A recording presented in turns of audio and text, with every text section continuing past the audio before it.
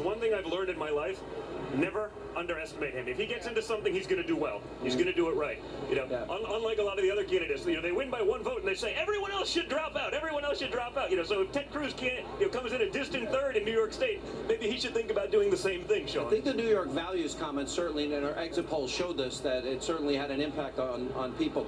Let me talk though. Let me get back to this delegate issue because it's a very big issue. Mitch McConnell. I want the delegates to pick somebody who can win. I don't think he's talking about your father. Mitt Romney's talked about it. John Kasich has talked about it. Karl Rove has talked about it. And even state GOP leaders have talked about a white knight candidate. So my question is, if they were to try to disenfranchise the voters, what's your reaction? Where does that go? Isn't that ironic, given that he's millions and millions of votes ahead of everybody? I mean, you saw the performance today. You've seen the performance up to today. He was a couple million votes ahead. After the 26th, he'll be many millions of votes even further ahead. I mean, that's amazing. You also see the turnout at the polls. You look at states like Nevada, right? They had the biggest turnouts they've ever had. You look at South Carolina. You look at New Hampshire. These states are having the biggest turnouts that they've ever had. You see the amount of people that came to the polls today. Democrats who wanted to vote Republican, who didn't know the rules, they were getting turned away left and right.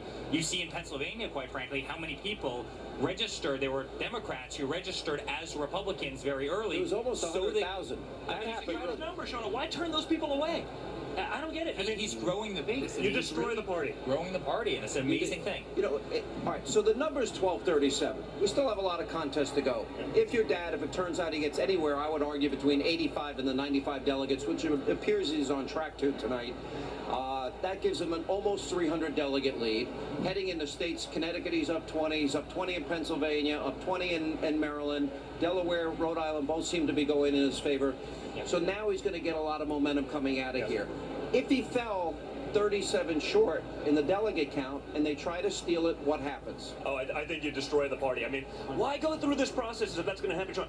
They've made people watch how many hundreds of debates at this point every day. I mean, if I see one more countdown clock for an event that doesn't happen for 6 days and they're counting down, it's only 4 days, 3 hours and 76 seconds. It's ridiculous. If I see one more of those things talking about another, why get people so vested? Why get people so vested? If you're going to say, you know what, we want you vested, we're going to get you into it, we're going to do this, you're going to show up, you're going to vote, we're going to take a year of your life in terms of news cycle, and then guess what? We were just kidding. We were just kidding, Sean. Your vote doesn't matter. No, this is a really serious issue. You're gonna disenfranchise so many voters on both sides, by the way. Yeah. On both sides, you're gonna destroy the system that we know it. Yeah. It actually may create a window for a viable third party, Think about all the time, effort, energy people go into caucusing or voting, and they spend time. They watch shows like this. They make an informed decision about who they want to vote for. Look at Arizona, right? I mean, people were waiting in line for 3-4 hours in order to vote. So then you tell them that vote meant nothing, and they were just suggesting a candidate. I mean, their vote didn't count for anything. That was really just more of a suggestion than anything. I mean, that doesn't work. That's not democracy in play. And there's two issues at play here. I think these are arcane rules that are outdated, need reform. But there's also the other side of the argument, which is, okay, everybody knew the rules going in. What I also don't like is this idea that, okay, delegates are committed to, say, your father or Ted Cruz or John Kasich, but then, okay, the other candidates will come in behind your back, go back to those states, and what are they offering them? Well, that's they're bribing them. It's bribery. That's a crooked system. If we did that in business, you go to jail. How does that work in politics? Well, can they pay for their hotel room, plane ride, and expensive dinners? The American people are coming onto it. They're getting, they understand it, and they're disgusted. The amount of people that grab me on the street, the amount of people that today, when going in to vote, be like, I can't believe the system, because they weren't even aware of the system. The average voter has no idea that this is going on behind their backs, that their vote really, in many respects, doesn't even matter. They get it in Colorado, they saw it in Wyoming, and they're disgusted. All right, because I have 3 of the children here, I got to ask this question because it's important. All right, so who got in trouble the most? You. Does that surprise you, Sean? No, honestly, that's why I get along with him so well, because I got in trouble since I was in 1st grade. I got taken home by the cops. Barbara Walters asked us that question once. We were all on the air, I think all 5 kids, and my dad was there, and she started asking the question. She got about a third of the way through the question and was done. Next question. It was over. That was it? Yeah, it was all over? Absolutely. You told me a story once. You could repeat it here. You told me on a radio show. Your dad, you're 7 or 8 years old, and he asked you to get him a Coke can, and you didn't get it? Yeah, he came back from a rather rough day of work, and he was like, listen, run to the kitchen, grab me a Coke.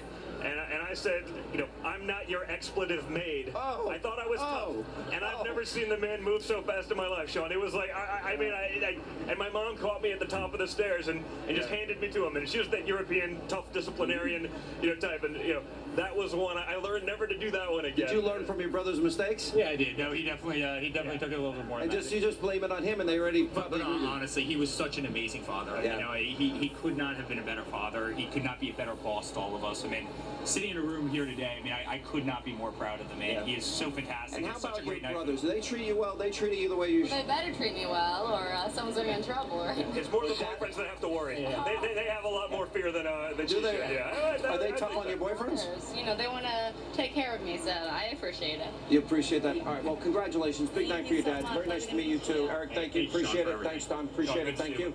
All right, coming up.